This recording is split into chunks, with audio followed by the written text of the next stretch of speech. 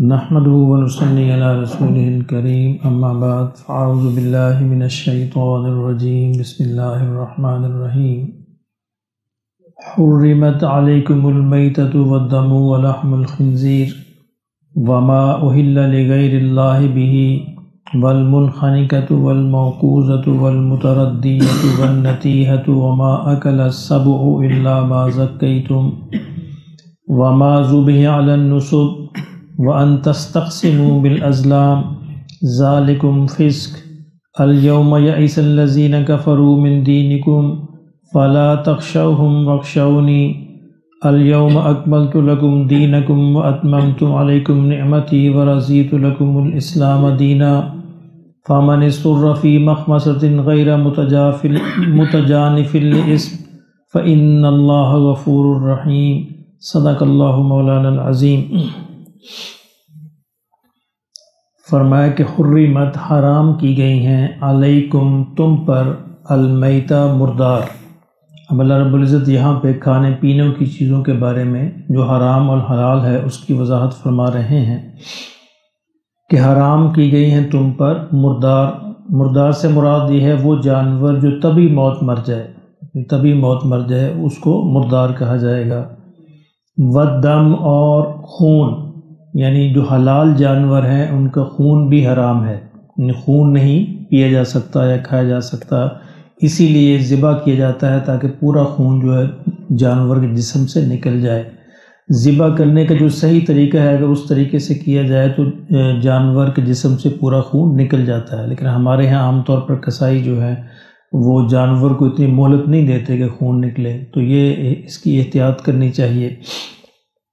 وَلَحْمُ الْخِنزِيرِ اور خنزیر کا سور کا گوشت حرام کیا گیا۔ وَمَا أُهِلَّ لِغَيْرِ اللَّهِ اور ہر اس جانور کا گوشت جو کسی غیر اللہ کے نام پر ہو، یعنی اگرچہ جانور حلال ہے، بھیڑ ہے، بکری ہے، گائے ہے، اونٹ ہے، اگر کسی اور کے نام سے معصوم کر دیا جائے، کسی اور کی خوشنودی کے لیے ذبح کیا جائے تو وہ بھی اسی طرح ہے جس طرح کہ وہ سور ہے، حرام ہے، یعنی بے شک حلال جانور ہو تو اللہ نے فرمایا کہ وہ بھی حرام ہو گیا، کیونکہ اللہ کے نام سے ذبح کیا جائے تو اس کی برکت سے حلال ہوتا ہے، لیکن اگر کسی اور کے نام پر کر دیا جائے تو پھر وہ جانور چاہے حلال ہو وہ حرام ہو، چاہے اس کو بسم اللہ پڑھ کے ذبح کیا جائے، اس سے کوئی فرق نہیں پڑے گا، چاہے 100 دفعہ اللہ کا نام لیا جائے، اگر دل کے اندر نیت یہ ہے کہ میں کسی اور کی خوشنودی کے لیے، کسی اور کو راضی کرنے کے لیے کر رہا ہوں تو وہ بسم اللہ پڑھنا اس کو حلال نہیں کر دے گا۔ وما أهل لغیر اللہ بھی، اور فرمایا جو غیر اللہ کے نام پر ذبح کیے جائیں وہ بھی مردار ہیں۔ اب آگے مردار میں مزید اللہ نے وضاحت کی، یعنی مردار ایک تو وہ ہے کہ جو طبی موت، اپنی نیچرل ڈیتھ جس کی ہو جائے۔ اب اللہ نے آگے مزید وضاحت فرمائی ہے کہ ایسا نہ ہو کہ لوگوں کو شک پڑ جائے۔ والمنخنقۃ اور وہ جانور جو گلا گھونٹنے سے مر جائے، یعنی یہ مزید وضاحت کر دی کہ ایسا نہ ہو کہ لوگ سمجھیں کہ یہ طبی موت تو نہیں مرا تو چلو شاید یہ حلال ہو جائے، نہیں وہ بھی ناجائز، یعنی یہ مرنے کی مختلف شکلیں ہیں، ایک تو طبی شکل ہے اس کو میتہ کہیں گے مردار، اور ایک یہ مختلف شکلیں ہیں جو آگے بیان کی گئیں۔ والمنخنقہ جو گلا گھونٹنے سے مر جائے وہ بھی حرام ہے۔ والموقوذہ اور جو چوٹ لگنے سے مر جائے، یعنی ایک تو نا کوئی کسی قسم کی بھی چوٹ لگی اور چوٹ لگنے سے اس کی ڈیتھ ہو گئی تو وہ جانور بھی حرام ہو گیا۔ والمتردیہ اور جو کسی بلندی سے گر کر مر جائے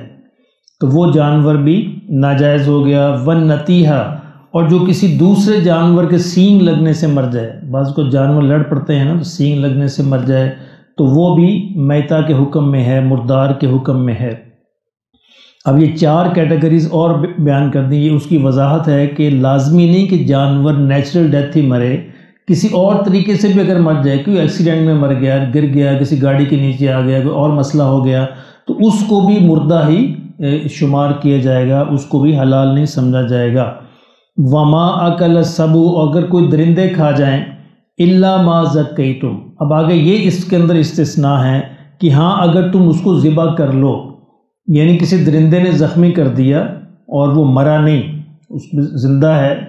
تو اس کو آپ ذبح کر لیں تو وہ جائز ہو جائے گا۔ اسی طرح یہ جو منخنقہ، موقوذہ، متردیہ، نتیہہ، یہ جانور بھی اگر اس حالت میں آپ کو مل جائیں تو وہ صحیح ہوں، اگر ابھی مرے نہ ہوں تو ان کو بھی ذبح کر کے کھایا جا سکتا ہے۔ لیکن اگر ذبح کرنے سے پہلے وہ مر گئے، یعنی ایک جانور کا چوٹ لگی، گر گیا اور وہ ٹھیک ہے تو آپ نے اس کو ذبح کر لیا تو وہ جائز ہو گیا، لیکن اگر ذبح کرنے سے پہلے اس کی جان نکل گئی، وہ مر گیا، پھر وہ مردار کے حکم میں شمار ہوگا۔ اچھا، یہ جو اللہ کے حکم ہیں اس کے اندر جیسا کہ میں نے پہلے عرض کیا تھا کہ اس کے اندر کوئی حکمت ہمیں سمجھ آئے یا نہ آئے، اس کو فالو کیا جائے گا۔ کیوں فالو کیا جائے گا؟ کیونکہ اللہ کا حکم ہے، میرے مالک کا حکم ہے،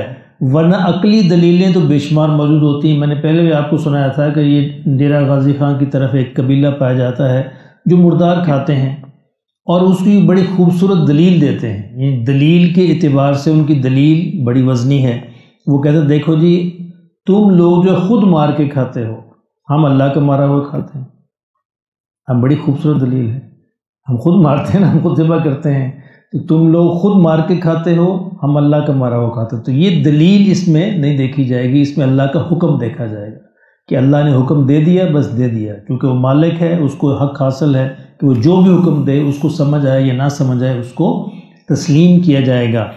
وما ذبح، یہ ساری کیٹیگریز حرام کون کون سی؟ مردار اور خون، خنزیر کا گوشت، اور گلا گھونٹنے سے مرنے والا جانور، چوٹ لگنے سے مرنے والا، بلندی سے گر کر مرنے والا، کسی دوسرے جانور سے لڑ کر سینگ لگ کر مرنے والا، کوئی درندہ کھا جائے اس سے مرنے والا۔ اور اب آگے ایک اور کیٹیگری ہے جس کے بارے میں بڑی بحث ہے ہمارے اسلامی لٹریچر میں، وما ذبح علی النصب، اور جو نصب پر ذبح کیے جائیں۔ اب نصب کیا ہوتا ہے؟ اس کو ہماری زبان میں آپ آستانہ کہہ سکتے ہیں۔ آستانے تو لے جاتے ہیں لوگ جانور، فلانے دے آستانے سے چڑھانا۔ نصب کیا ہوتا تھا؟ عرب میں نصب کہتے تھے کوئی بڑا بت، جس طرح کہ مکہ میں خانہ کعبہ میں جو بڑا بت تھا حبل تھا، حبل،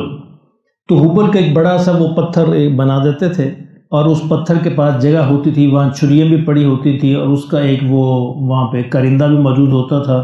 تو وہاں پہ جا کر ذبح کرنے کے وہ زیادہ محترم سمجھتے تھے، اس کی بھینٹ چڑھاتے تھے، یعنی اس کے پاس جا کر اسے قدموں میں ذبح کر دیا، اب بس جانور جو اس بت کا اس جگہ کا ہو گیا۔ تو نصب اس خاص اس جگہ کو کہتے ہیں جو اس کے لیے مخصوص کی جائے، کسی بت کے خوشنودی کے لیے، جہاں پہ جانور ذبح کیے جاتے ہیں۔ اب ہمارے معاشرے میں اس طرح کی یعنی وہ تو نہیں ہے، یعنی بت تو نہیں بنے ہوئے، ہمارے معاشرے میں آج کل مزاروں نے، قبروں نے یہ شکل اختیار کر لی ہے،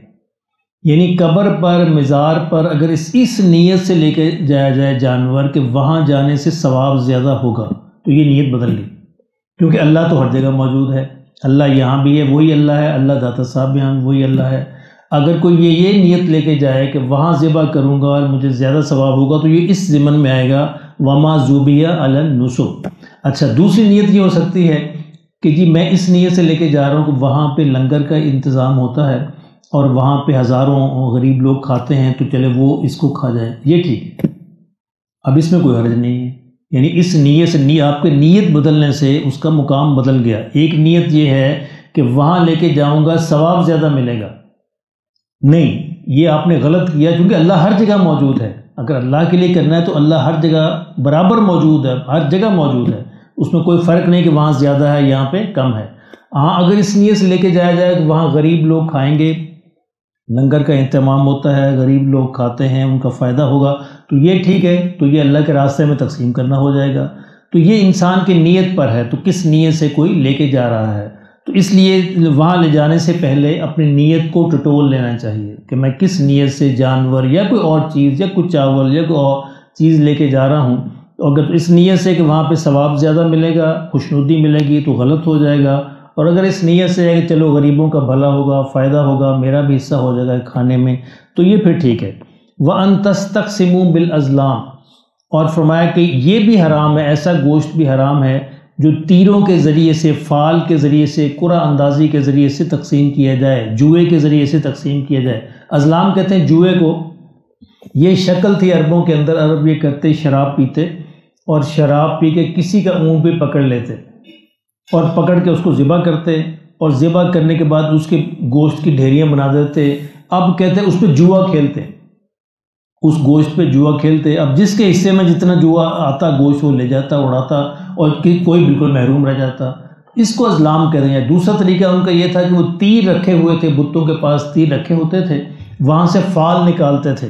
کہ میں نے یہ کام کروں کہ نہ کروں۔ اگر تو وہ تیر پہ لکھا، کسی تیر پہ ہاں لکھا ہوتا، کسی پہ نہ لکھا ہوتا، اور وہ وہاں پہ ایک کرندہ ان کا موجود ہوتا تھا،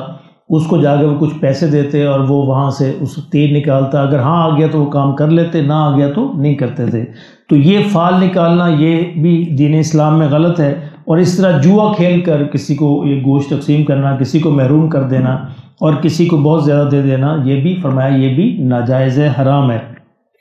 ذالکم فسق، یہ ساری چیزیں اللہ نے فرمایا کہ نافرمانی ہے، اور اللہ کی نافرمانی حرام ہے۔ الیوم یئس الذین کفروا، فرمایا آج، یعنی آج کے دن سے، آج سے مراد ہے وہ زمانہ جس میں قرآن اتر رہا تھا، جس میں یہ آیتیں اتر رہی تھیں۔ فرمایا کہ کافر جو ہے اب بالکل مایوس ہو گئے ہیں، من دینکم، تمہارے دین سے۔ یہ آیتیں جو ہیں ان کا نزول تقریباً آخری نبی صلی اللہ علیہ وسلم کے آخری دور میں ہوا، 9ویں 10ویں ہجری میں، جب حجۃ الوداع ہونے والا تھا۔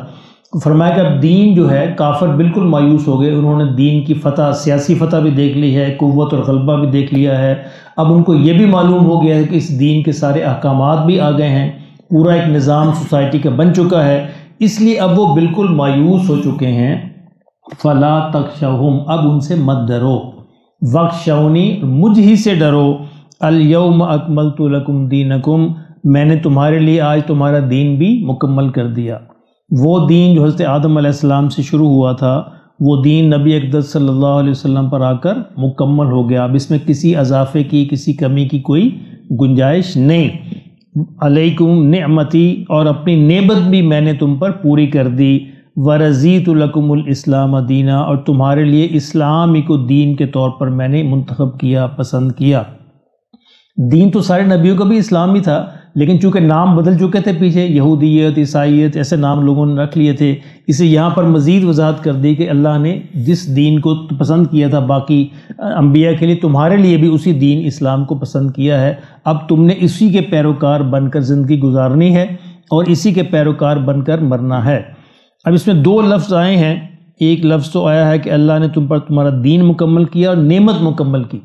دین سے مراد تو دین ہی ہے، یعنی دین کے جو احکامات ہیں اس میں نہ کوئی کمی کی گنجائش ہے، نہ کوئی اضافے کی گنجائش ہے۔ نعمت سے مراد وہ سیاسی اقتدار ہے جو مسلمانوں کو عطا کیا گیا تھا، غلبہ جو دیا گیا تھا، اللہ نے فرمایا یہ بھی آج مکمل ہو گیا۔ یہ آیات یہ آیت جو ہے خاص طور پر نبی صلی اللہ علیہ وسلم کی حجۃ الوداع کے موقع پر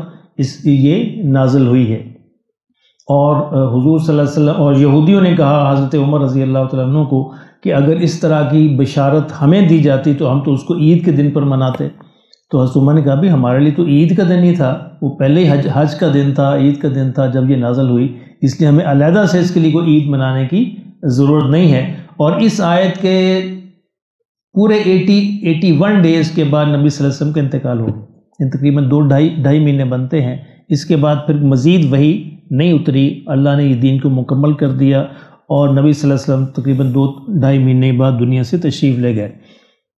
فَمَنِ اسْتُرَّ فِي مَخْمَصَةٍ، اب آگے پھر گنجائش دی گئی ہے کہ جو لاچار ہو جائے، مجبور ہو جائے، فی مخمصۃ، بھوک سے، یعنی یہ ساری چیزیں اگرچہ حرام ہیں لیکن اگر جو بھوک سے لاچار ہو جائے، بھوک سے مجبور ہو جائے، غیر متجانف للاسم، لیکن گناہ کی طرف مائل نہ ہو، یعنی ایسے شوقیہ نہ کھانے والا ہو، یعنی گناہ نہ کرنے والا ہو، بھوک سے واقعتاً مجبور ہو، فإن اللہ غفور الرحیم، تو اللہ پھر اس کو معاف کرنے والا، رحم کرنے والا ہے، پھر اپنی وہ یعنی مطلب اپنی جان بچانے کے لیے کھا سکتا ہے، اتنا ہی کھا سکتا ہے جس سے اس کی جان بچ جائے۔ اسی آیت سے استدلال کرتے ہوئے کئی ہمارے حضرات یہ کہتے ہیں کہ جو یورپ میں یا امریکہ میں جو لوگ موجود ہیں جن کو حلال گوشت میسر نہیں ہے تو کیا وہ اس سے کھا سکتے ہیں؟ یہ آیت کہتی ہے، تو یہ کوئی مجبوری نہیں ہے، یہ کوئی مجبوری نہیں ہے، جو حلال صرف گوشت ہی زندگی کے لیے ضروری نہیں ہے، گوشت کے علاوہ ہزاروں چیزیں زندہ رہنے کے لیے، گوشت کوئی لازمی چیز نہیں ہے، یہ اس کے لیے ہے جس کو کوئی چیز بھی میسر نہیں ہے، یعنی جس کے لیے کوئی چیز بھی میسر نہیں کھانے پینے کی، اور گوشت میسر ہے لیکن حرام ہے، تو وہ پھر اپنی جان بچانے کے لیے کھا سکتا ہے۔ اور جس کو گوشت کے علاوہ پھل ہیں، سبزیاں ہیں، بے شمار چیزیں ہیں، وہ میسر ہیں، تو اس کے لیے اس آیت سے کوئی گنجائش موجود نہیں ہے، یہ غلط استدلال کیا جاتا ہے۔ اللہ پاک ہم سب کو سمجھ نصیب فرمائے۔